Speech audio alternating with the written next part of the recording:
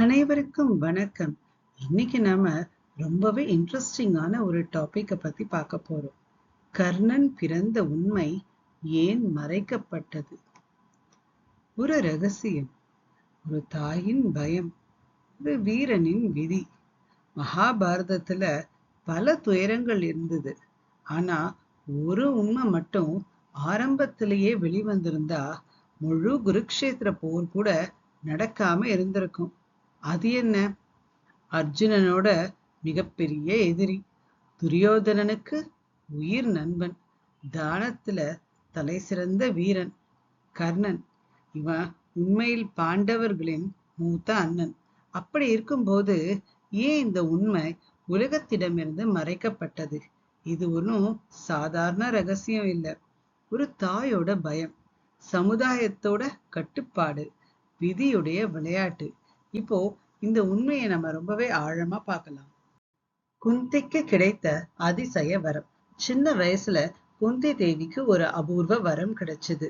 மகாமுனிவரான துர்வாசர் ஒரு முறை குந்தி போஜனுடைய அரண்மனைக்கு வந்தார்.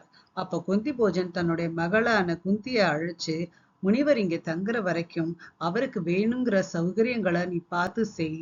அது மட்டும் இல்லாம எல்லாம் சரிவர நடக்கிறதா அப்படிங்கிறத பாக்குற பொறுப்பையும் உன்கிட்ட ஒப்படைக்கிறேன்னு சொன்னார். அதை கேட்ட குந்தியும் சரின்னு சொல்லிட்டு முனிவருக்கு சேவை செய்யறா. அவருக்கு அந்த அரண்மனையில எல்லா சௌகரியங்களும் கிடைக்குதா, தங்குற வரைக்கும் அவர் நல்லா இருக்காரா அப்படிங்கறதெல்லாம் அவர் பார்த்து பார்த்து செஞ்சார். அதனால மகா முனிவரான துர்வாசருக்கு மனசு ரொம்பவே சந்தோஷப்பட்டுச்சு. சரி, இந்த குழந்தைக்கு நாம ஏதாவது செய்யணும்னு நினைக்கிறார். அவரால் எதிர்காலத்தை பார்க்க முடியும். எதிர்காலத்துல பாண்டுவால குந்திக்கு குழந்தையே பிறக்காது அப்படிங்கறத அவர் தெரிஞ்சுக்கிட்டார். அதனால குந்திய அழைச்சு, நான் உனக்கு ஒரு மந்திரம் சொல்றேன், அத நீ எந்த தெய்வத்தை அழைச்சு நீ சொன்னாலும் அந்த தெய்வம் உனக்கு ஒரு குழந்தையை கொடுக்கும். ஆனா இது நீ எப்பவுமே டெஸ்ட் பண்ணி பார்க்காத, உனக்கு எப்போ தேவையோ அப்ப மட்டும்தான் சொல்லணும் அப்படின்னு சொல்லிட்டு மந்திரோபதேசம் செய்யறார். ஆனா அந்த வயசுல குந்திக்கு அந்த வரத்தோட சக்தி என்னங்கிறதே தெரியல. அவ ஆர்வத்தால சோதிச்சு பார்க்கலாம்னு நினைக்கிறா. அதை நம்ம டெஸ்ட் பண்ணிடுவோம்னு நினைச்சுக்கிட்டு எதிரில பார்த்தா சூரிய பகவான் அப்பதான் உதயமாயிட்டு இருந்தார். உடனே சூரிய பகவான மனசுல நினைச்சா அந்த மந்திரத்தை சொன்னார். அந்த அழைப்பு உண்மையாயிடுச்சு. சூரியன் அவ முன்னாடி தோன்றினார். அவரோட அருளால கவச்ச குண்டலத்தோட ஒரு தெய்வீக குழந்தை பிறந்துச்சு அவளுக்கு. அந்த குழந்தைதான் கர்ணன். அந்த நேரத்துல குந்திக்கு கல்யாணமே ஆகல. அவ ரொம்ப சின்ன பொண்ணா இருந்தா. சமூகத்தின் பயம், ஒரு பெண்ணின் வேதனை. இந்த 21st செஞ்சுரியில கூட ஒரு ஆணும் பெண்ணும் நட்போட பேசுறத தவறா சித்தரிக்கிறவங்களும் இருக்காங்க. அப்படி இருக்கும்போது இதுக்கு முந்தின யுகத்துல நடந்தது. அந்த கால சமூகம் எவ்வளவு கடுமையா இருந்திருக்கும். கல்யாணம் ஆகாமலேயே ஒரு பொண்ணு குழந்தைய பெத்துட்டா அவ எந்த அளவுக்கு வாழ முடியாத அளவுக்கு அவமானப்படுத்தப்பட்டிருப்பா. குந்தி ஒரு அரச குடும்பத்து பொண்ணு. அவளோட மரியாதை இல்ல, அவளோட தந்தையோட பெருமையும் சேர்த்து ஆபத்துல இருந்தது. அவளால அது வெளியில சொல்லவும் முடியல. இப்ப அவ மந்திரம் சொல்லிதான் குழந்தை பெத்தேன்னு சொன்னா அதை யாரு நம்ப போறா? திரும்பவும் அவ அதை எக்ஸ்பெரிமெண்ட் பண்ணி காட்ட முடியுமா? இன்னொரு குழந்தைய பெத்துக்க முடியுமா சொல்லுங்க? அப்படி பெத்துக்கிட்டா அவளுக்கு கல்யாணம் தான் நடக்குமா? எதுவுமே சொல்ல முடியாது வெளியில.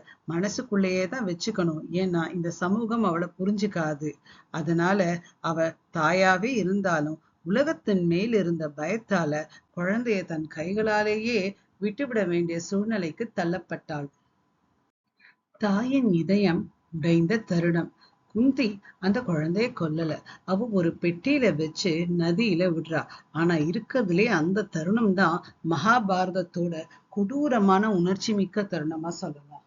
அவள ஒரு தாயா இருந்து இப்படி பண்ணிட்டாலேன்னு நமக்கு தோணும். ஆனா அவ குழந்தையை காப்பாத்துறதுக்கு தான் ஆத்துல விட்டா. எப்படி ஆத்துல விட முடியும்? அந்த குழந்தை ஆத்துக்குள்ள விழுந்து செத்து போயிட்டா என்ன பண்றது அப்படின்னு நாமெல்லாம் யோசிப்போம். ஆனா அவ அப்படி யோசிக்கல. அவ நம்பினது, இது தெய்வ குழந்தை, கடவுள் தானே நமக்கு கொடுத்தாரு, அந்த கடவுளே காப்பாத்துவாரு அப்படிங்கிற அந்த நம்பிக்கையில ஆத்துல விட்டா. அந்த நம்பிக்கை தான் கர்ணனை உயிரோட இருக்க வச்சது. கர்ணன் சூதபுத்திரன் என வளர்ந்த காரணம். ஆத்தோட வந்த குழந்தைய அந்த ஆத்துல துணி துவைச்சிட்டு இருந்த அதிரதனும் ராதையும் பார்த்து அந்த குழந்தைய கையில எடுத்து நம்ம வளர்க்கலாம் அப்படின்னு முடிவு பண்றாங்க. ஏன்னா அவங்களுக்கு குழந்தையே இல்லை. அதுல அதிரதன் திருதராஷ்டிரனுக்கு தேரோட்டியா வேலை செஞ்சுட்டு இருந்தான். அவனும் அவனுடைய மனைவியும் சேர்ந்து கர்ணனை அன்போட வளர்க்க ஆரம்பிச்சாங்க. இந்த உலகம் அவனை சூதபுத்திரன், அதாவது தேரோட்டியின் மகன் அப்படின்னு அழைக்க ஆரம்பிச்சது. இதுதான் விதியோட விளையாட்டு. ஒரு ராஜகுமாரன் சாதாரண மனுஷனா வளர்ந்தான். அவனோட உண்மையான அடையாளம் அங்க மறைஞ்சு போச்சு. குந்தி ஏன் பின்னரும் உண்மையை சொல்லவில்லை?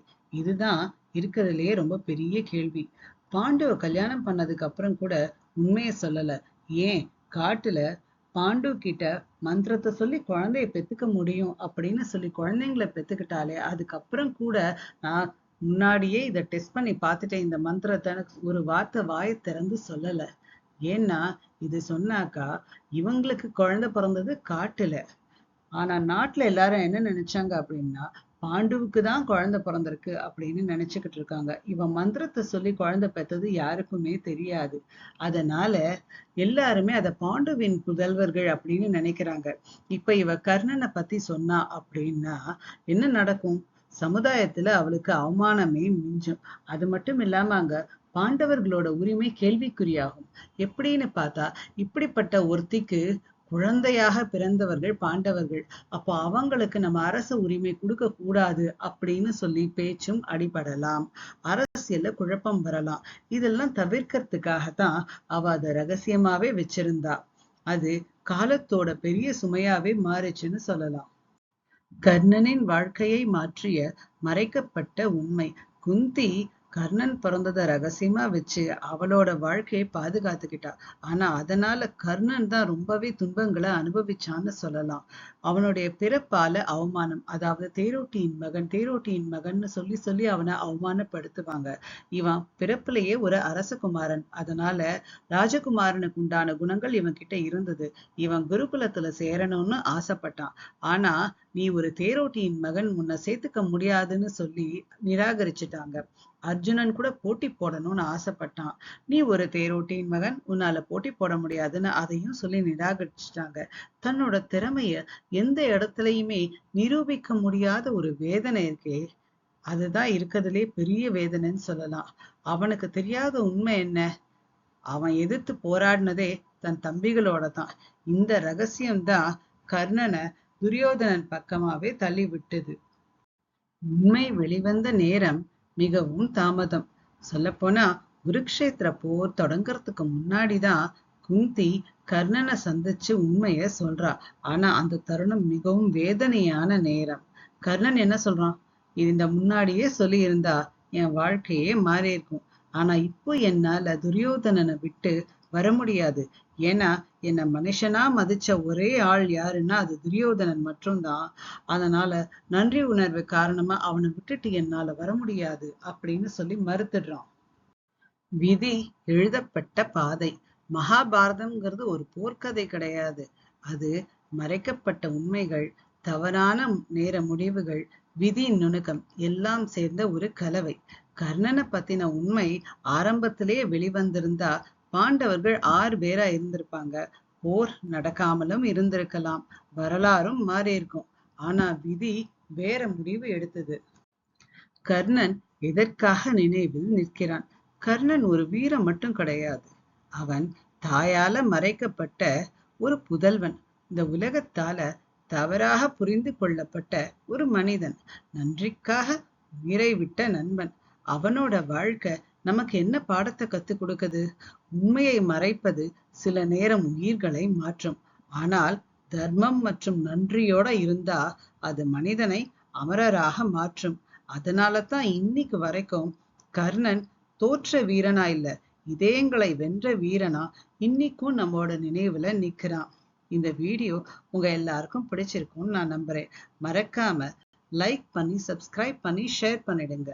அனைவருக்கும் நன்றி.